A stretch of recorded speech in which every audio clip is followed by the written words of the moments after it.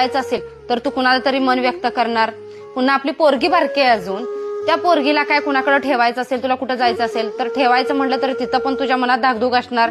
तसं आपल्या घरात नाही आहे ना ग. भले एक दोन शब्द काहीतरी खटके उडत असतात, ते प्रत्येक कुटुंबात उडतात, पण ज्या बाकीच्या ह्या गोष्टी आहेत की नाही, ह्या प्रत्येक गोष्टीची बाहेर गेलीस तर तुला किंमत मोजावी लागणार. एकतर पैशानं, नाहीतर तुमचा संसार तोडून, किंवा तुझ्या कुठल्या तरी गोष्टी आयुष्यातल्या गमवून. आणि ही गोष्ट लक्षात ठेव, तुला ते आता इथे कळणार नाही, कारण तू जसं तुझ्या आई वडिलांचं घर सोडून आलीस तशी इकडे आलीस. तिथं आई वडिलांसोबत सेफ होतीस, इथं तू कुटुंबात सेफ आहेस. पण जेव्हा बाहेर पडशील ना, तेव्हा तुला ज्या ज्या प्रकारची माणसं भेटतील ना, तिथं तुला एक वेगळा अनुभव येईल. पण तो अनुभव मिळवण्यासाठी तुला भरपूरशा गोष्टीची किंमत मोजायला लागणार. मग तयार आहेस का तू मोजायला?